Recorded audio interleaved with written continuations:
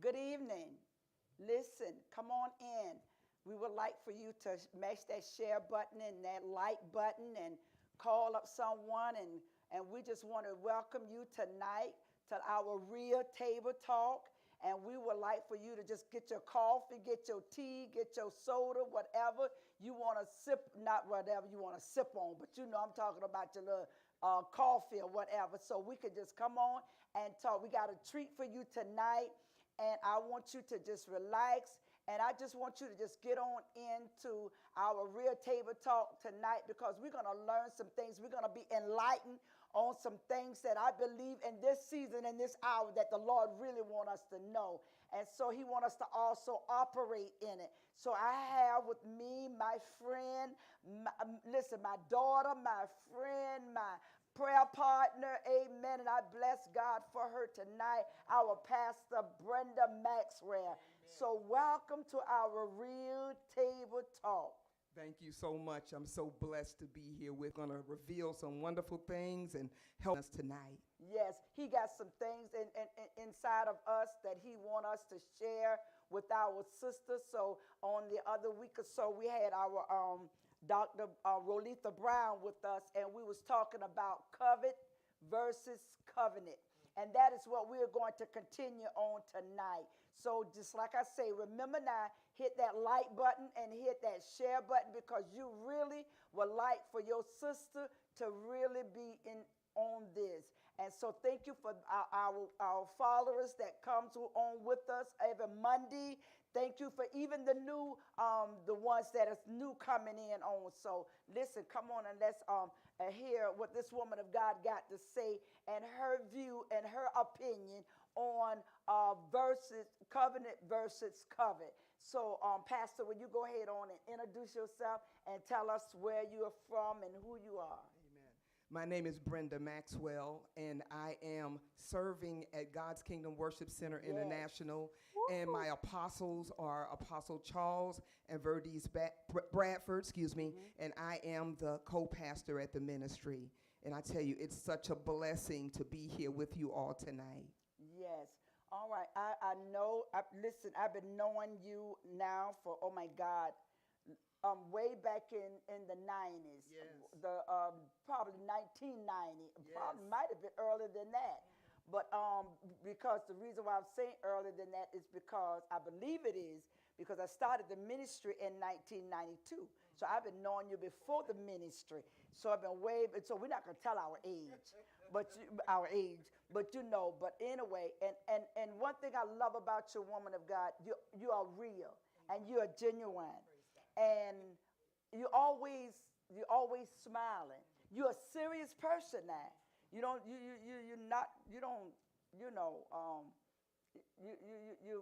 very serious because you take God serious. Amen. And so I want you just to sit back and just tell us and let us just flow and let us talk about covet versus covenant. Because a couple of, about a month or so ago, I think it was in January, I saw you had posted something, and it really did. It really blessed my soul. Amen. And so we're going to talk about that because in the beginning of 2020, mm-hmm. I began to see how some of us ladies, we begin to, instead of being one another's keeper, yes. Am I my sister's keeper, mm-hmm. as well as am I my brother's keeper, we begin to act messy in some things. Yes. And so when I saw you posted that kind of like caught my attention. Mm-hmm. So let us talk about that. What made you post that? You know, first of all, I want to say when you talk about covenant, a lot of us don't even realize the importance of what a covenant is. Mm-hmm. When I hear the word covenant, I hear two words. I hear cover and I hear net. Yes. And cover means to protect. It means to keep from danger. Mm-hmm. It means to preserve. And net means a network. Yes. You come together in unity. So when you have covenant, all of these ingredients ought to be in that covenant. Mm-hmm. But when it comes to gossip, what gossip comes to do the words the Bible say. It say root up, pluck up. That's what gossip does. But it does it in a negative sense. It pulls down self-esteem. It steals the opportunity that you have to get to know the other person yourself by giving you a vision that the gossiper has. So the danger in that is that sometimes that person that's being gossiped against may be the actual one that God has deposited what you need inside of. And because you listen to the gossip, you miss your blessing. So gossip don't do nothing but leave the door open to the enemy. I hate gossip. Listen, woman. I'll get ready to say that. You're speaking with a passion, and it just seems like that does something to you. I like that word. The reason why we want to touch on that is because what I liked about that, I saw where you had posted the gossip circle. Yes. And when we look back on 2020, not just only 2020, even further than that. Yes. And we begin to see what all that is going on around us and how so many people are dying, not even from COVID, just dying, just period. And we don't have time to be in the gossip circle. So can you just elaborate a little bit on the gossip? That post, and the Lord gave me that term, gossip circle. It was connected to what you would consider a grapevine. And a grapevine is not selective about where it goes.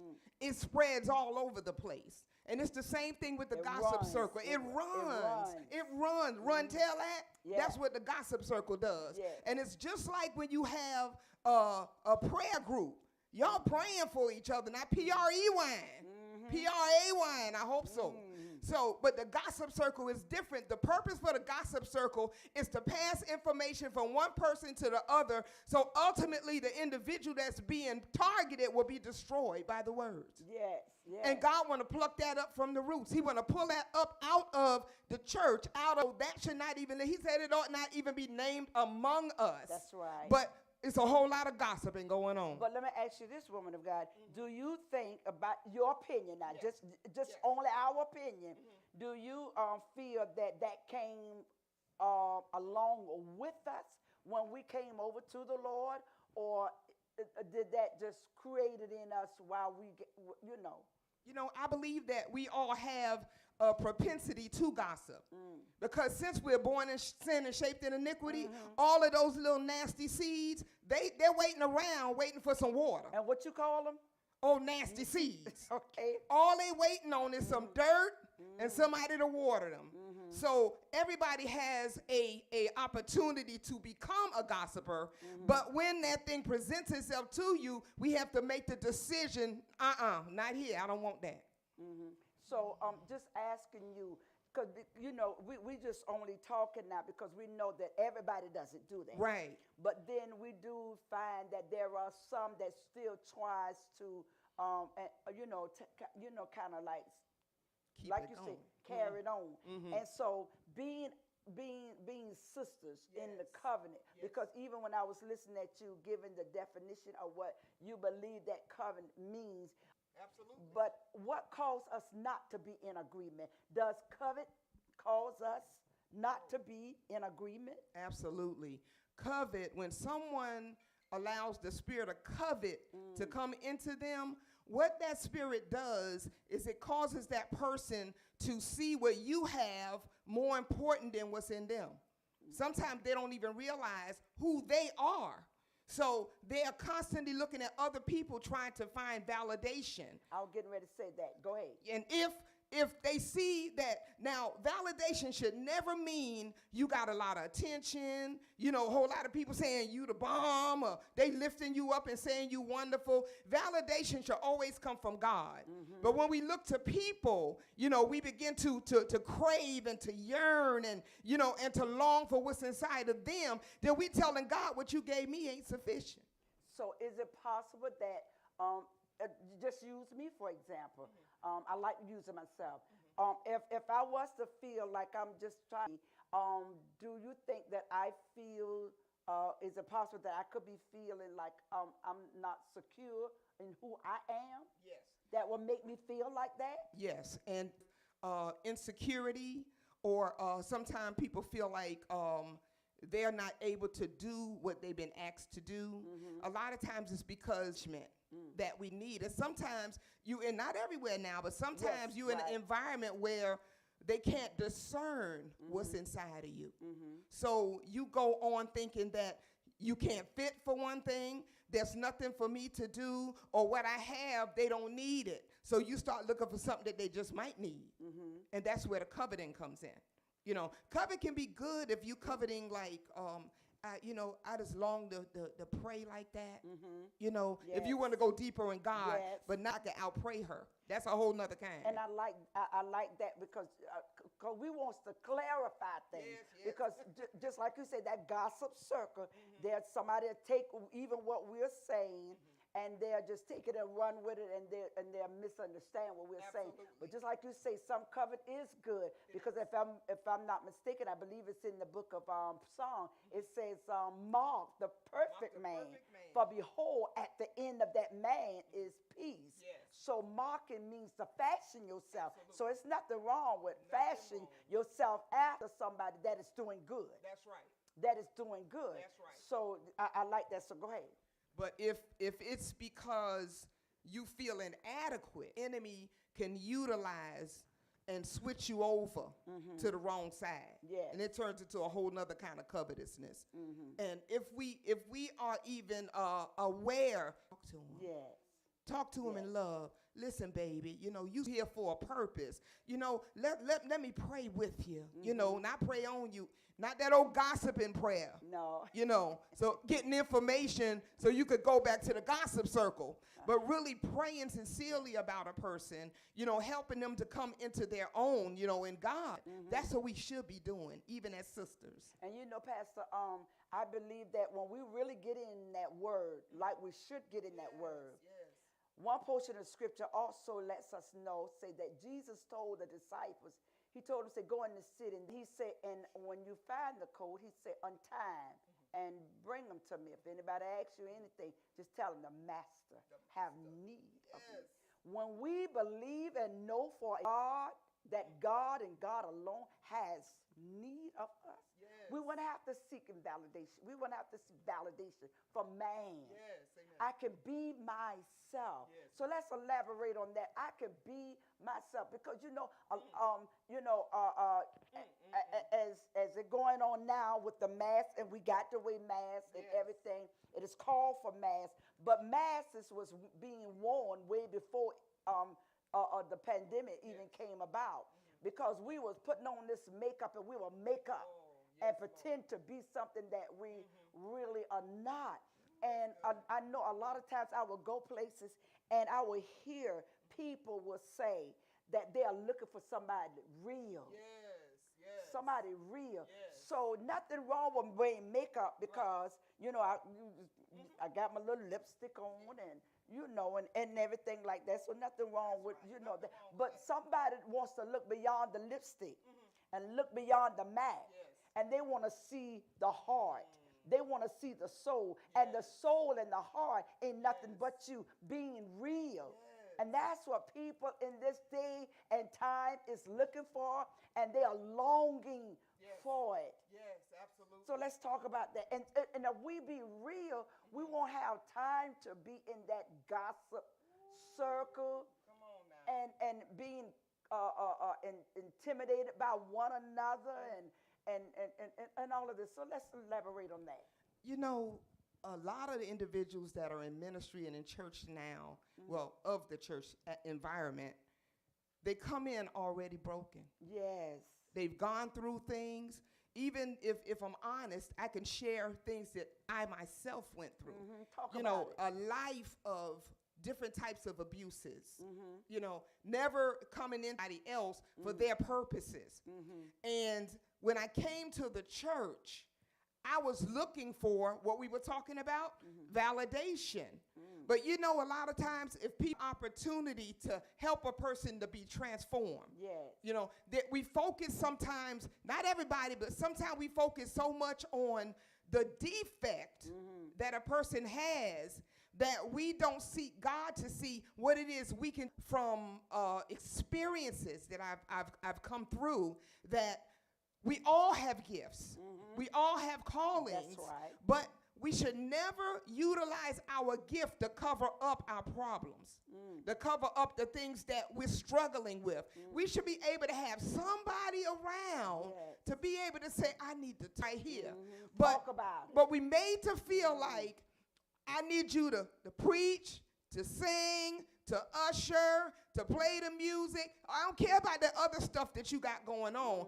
In this moment, I need you to do this right here. But then after you sing out, after you done prayed out and you done all that, you go home, get in your bed, and you start crying. Because you know what I used to say? God, they don't see me. I said, they don't see the pain. They don't see I'm struggling. All they go, oh, you can sing it. But I'm home crying. Like the woman in the Bible, you know, where they wanted to kill her, said she was caught up in adultery. Oh, God. And Jesus stepped in and said, all y'all filthy. Let's see who's going to cast a stone today. Nobody could. But the thing is that nobody knows how many times this woman, now I'm paraphrasing, okay? So let's go with me. How many times this woman went back to her little house and cried and scrubbed and tried to wash the dirt and the filth and who she was and what she wanted to come out of. She trying to needed Jesus. So we should be presenting Jesus to the people instead of milking them on their gifts. Listen, so sound like you saying, correct me if I'm wrong, sound like you're saying that most people are targeting your gifts. Yes. And not really getting to the root of your problem, knowing that you got a problem. Yes. Okay. Absolutely. Perform, because that's what it is. Yes. And so I believe that's the reason why, part of it, not all of it now, but part of it, that's the reason why God had to shut down the houses. That's it. Because he got tired of the performing. Performance. Yes. Will the real me come forward? Come on now. That we got to present the real us. Yes. And, Absolutely. and so that's how we can get healed. Yes. That's how we can get. That's right. That's right. Got to be honest. Got to be. You know, and we have a problem with transparency. You know, always trying to hide something. You know, but I believe that there's many, if they knew through, they would be more likely to open up so that God can work on them. But when they being made to feel like I could never be that clean, because you never hear, it used to be a time when you would never go nowhere and there wasn't no testimony service. That's right. But now it's few and far between, because sometimes people get up and talk 2 hours and saying, you know, testifying about stuff, you know, but we should still, those are in the atmosphere, could say, you know what? If God did it for her, he could do it for me. This is coming to me. I hear what you're saying. I want to give ear. Yes. I hear what you're saying. And I know it's a lot of people that are in that situation.